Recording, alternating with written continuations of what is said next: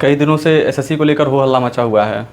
पूरी दिल्ली में दूर दूर से, दूर दराज से सभी शिक्षक इकट्ठा हो रहे हैं। जंतर मंतर पर विरोध प्रदर्शन भी किया गया।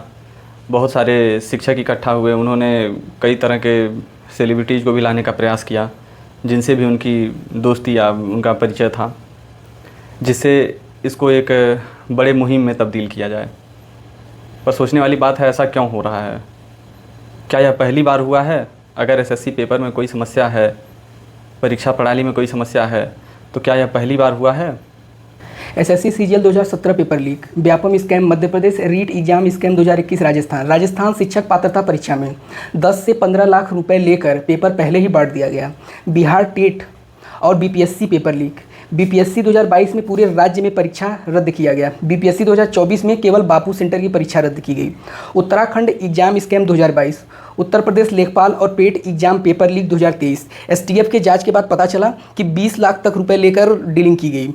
Maharashtra teacher recruitment scam, railway RRB NTPC protest 2022 और नीट 2024, जो कि मामला कोर्ट तक गया। क्या सीबीटी बेस एग्ज़ाम कराने में समस्या आ रही है या फिर फिजिकल तरीके से एग्ज़ाम कराने में समस्या आ रही है?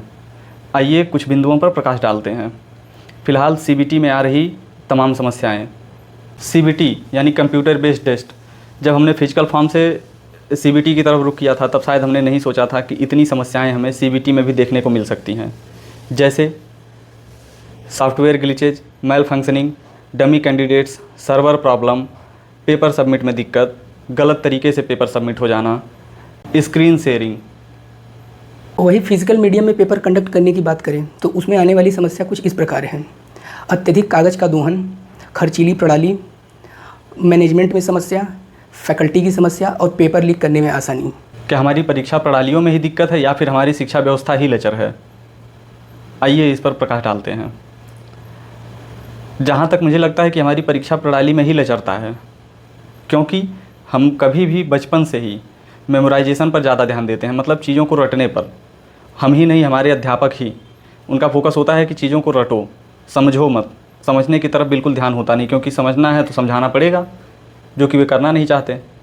दूसरी समस्या, रटने के ऊपर हम सिर्फ आंसर को एज इट इज छापना जानते हैं, चूँकि टीचर्स मार्किंग भी उसी आधार पर करते हैं।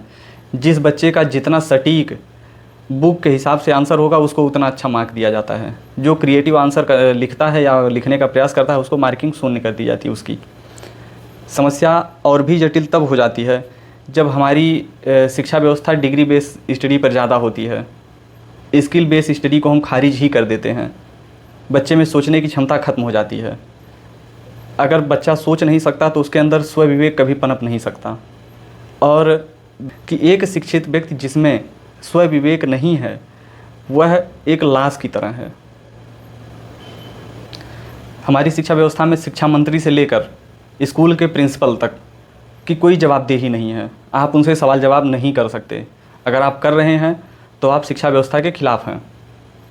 स्कूलों का इंफ्रास्ट्रक्चर ऐसा है कि वहाँ से हम कुछ स्किल बेस स्टडी जैसा कुछ कर ही नहीं सकते। फैकल्टी के नाम पर बस इंसान गिनाए जाते हैं कि हाँ इतने इंसान हैं अध्यापक के तौर पर, जो कि एक्चुअल में नहीं होते। यदि इस प्रकार के धांधली को रोकना है तो इस प्रणाली में शामिल जितने भी अधिकारी एवं कर्मचारीगण हैं, उनके जवाबदेही को सुनिश्चित किया जाए और साथ ही निष्पक्ष एवं पारदर्शी परीक्षा प्रणाली को अपनाया जाए। समय पर नियुक्ति और रिजल्ट आए। इसमें पाए जाने वाले दोषी जितने भी कर्मचारी हैं, उन पर त्वरित कार्रवाई हो। और यदि समय के साथ परीक्षा प्रणाली में किसी भी प्रकार की सुधार की आवश्यकता या मांग हो तो उस पर त्वरित कार्रवाई किया जाए। यदि परीक्षा प्रणाली का उद्देश्य केवल अभ्यर्थियों का छटाई करना है तो मैं कहूँगा कि यह सीबीटी जो है बहुत पर्याप्त माध्यम है। पर यदि परीक्षा प्रणाली का उद्देश्य बुद्धिमत्ता, विवेक और एक चरित्र का चुनाव करना है तो मैं कहूँगा एक नए परीक्षा प्रणाली को अपनाना होगा, न कि पुराने पे लौट जाना है। जहाँ भी आवश्यकता है, जिस भी तरीके की सुधार की आवश्यकता है, समय समय पे उस तरीके के सुधार को किया जाए और लोगों में बुद्धिमत्ता, चरित्र और अपने काम के प्रति अकाउंटेबिलिटी ताकि लोगों में आ पाए, ऐसा प्रयोजन हमें करना चाहिए।